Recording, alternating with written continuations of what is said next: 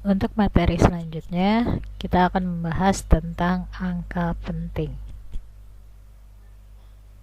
Yang pertama adalah cara menentukan banyaknya angka penting. Yang pertama adalah semua angka bukan 0 merupakan angka penting. Jadi angka 1 sampai 9, 1, 2, 3, 4, 5, 6, 7, 8, 9 adalah angka penting. Jadi selain 0 itu adalah angka penting. Misalkan contohnya ya. Di sini Ibu berikan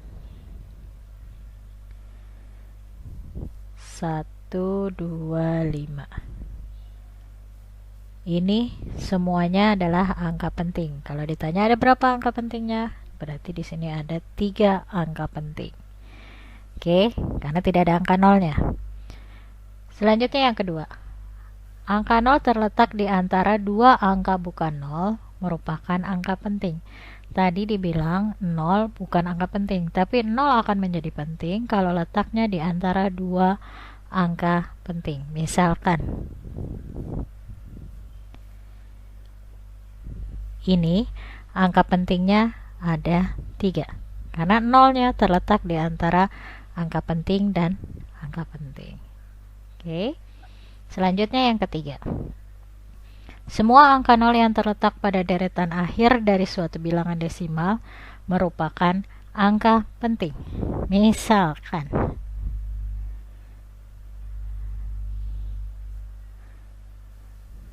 tadi 0 katanya bukan angka penting, tapi dia akan menjadi penting jika letaknya di belakang angka desimal. Jadi seperti ini memiliki 3 angka penting karena bentuknya desimal. Selanjutnya yang keempat.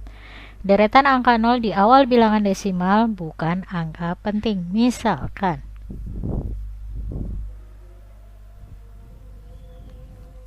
kalau ditanya berapa angka pentingnya?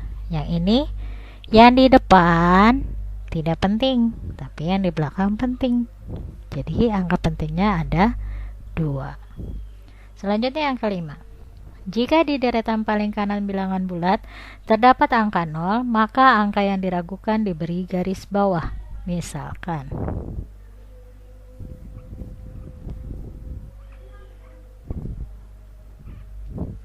nah, seperti ini.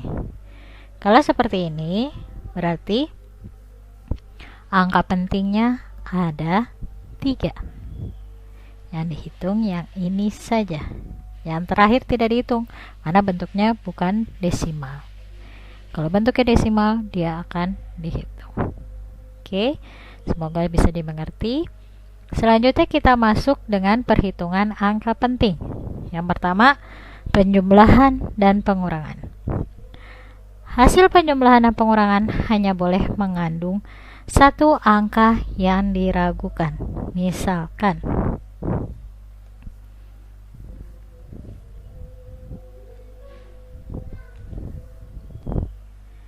ditambah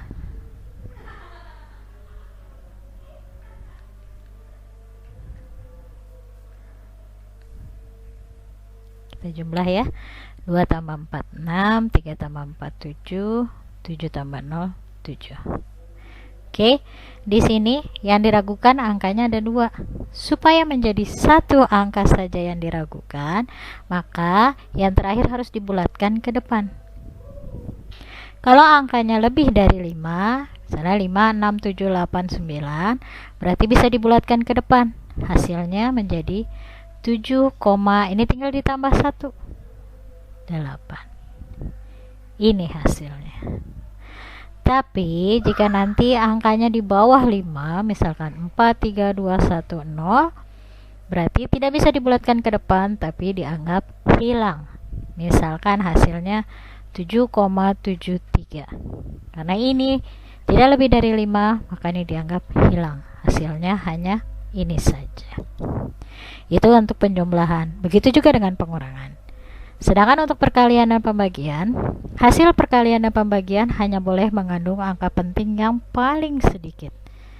Misalkan 1,2 dikali 2. Ini kita tahu angka pentingnya ada 2. Yang ini angka pentingnya cuma 1. Berarti yang paling sedikit adalah 1.